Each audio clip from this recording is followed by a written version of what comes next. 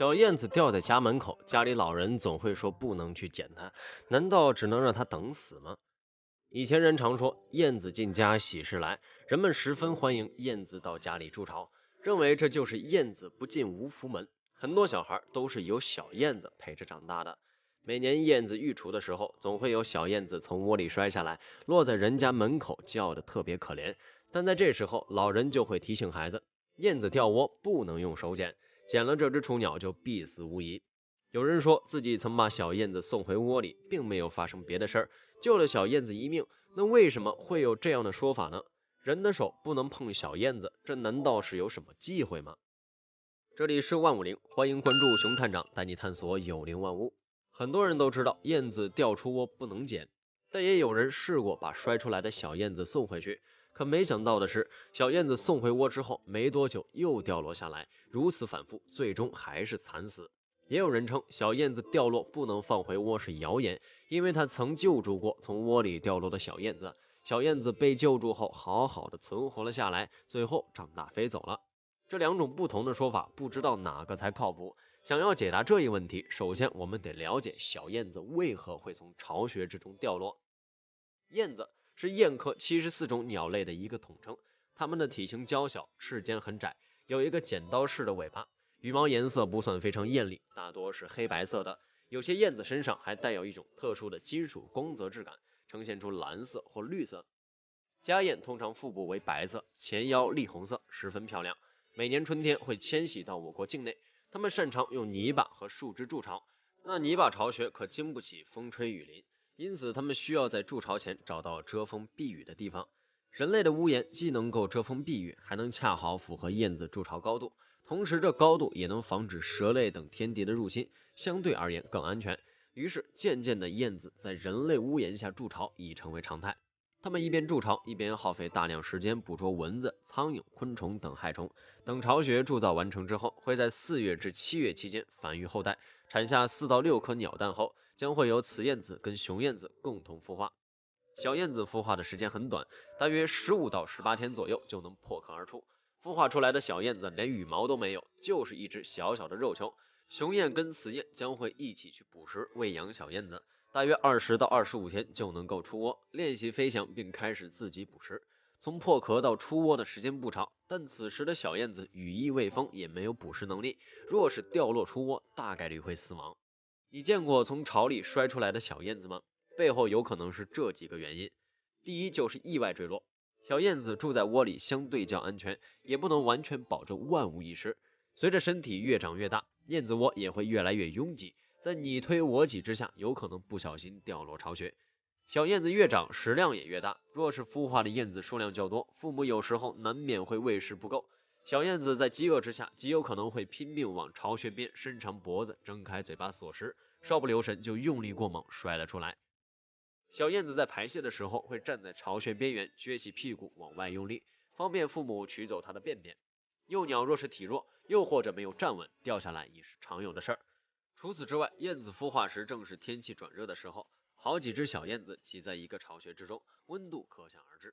有些小燕子为了能够凉快一些，也会尽量爬到鸟窝边缘，掉落下来也不是没有可能。第二种，那就是遭到了杜鹃幼鸟的谋杀。众所周知，杜鹃鸟很会偷懒，它会将自己的鸟蛋下在其他鸟类的巢穴之中，让其他鸟类替它养孩子。杜鹃的雏鸟不仅个头长得大，还十分具有攻击性。凭借自己孵化期短，先破壳，它们的个头总会比真正的燕子幼鸟更大，就会趁父母不在，使用蛮力将其他幼鸟推出巢穴，只留下自己。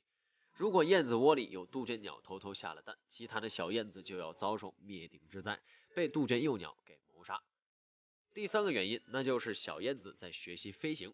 小燕子随着年龄的增长，羽翼也逐渐丰满，会离开巢穴，开始学习飞行。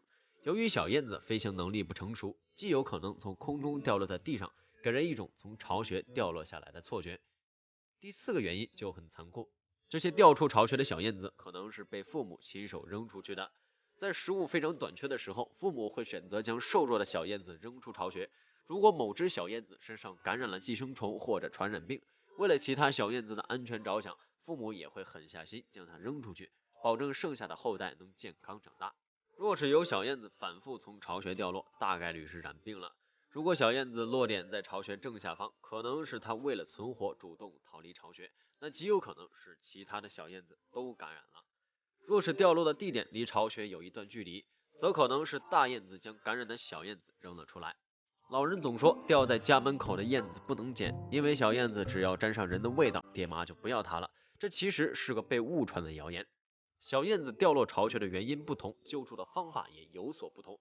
健康的小燕子掉落巢穴，将它救助回窝不会有太大的问题，小燕子之后也能茁壮成长。感染寄生虫或患病的小燕子掉落出巢穴，即便再放回燕子窝，也会被大燕子再次丢弃。因此，染病的小燕子需要医治健康后才能放回巢穴，否则再返回巢穴只能害了小燕子，也会害死其他小燕子。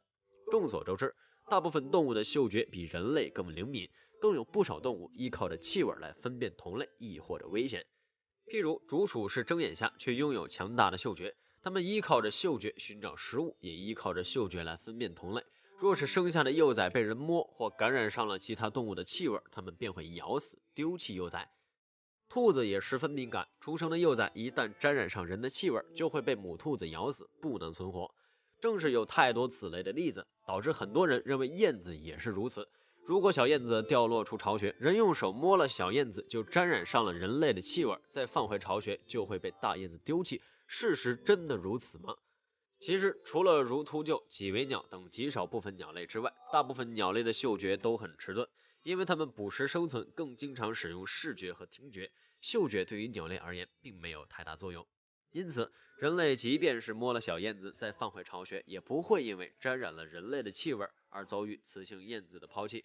只要小燕子是健康的，救助回去都能继续存活，感染寄生虫或者生病的除外。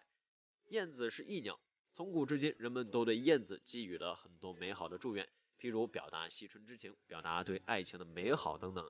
而燕子似乎也懂得人类不会轻易伤害它们，虽然没有艳丽的羽毛，也没有动听的歌喉，却能够在众多鸟兽因为人类而濒临灭绝时，却能够保证家族兴旺。或许这也是燕子的智慧吧。非常感谢您看完本期万物灵，欢迎点赞、评论加关注，您的关注是熊探长探秘的最大动力。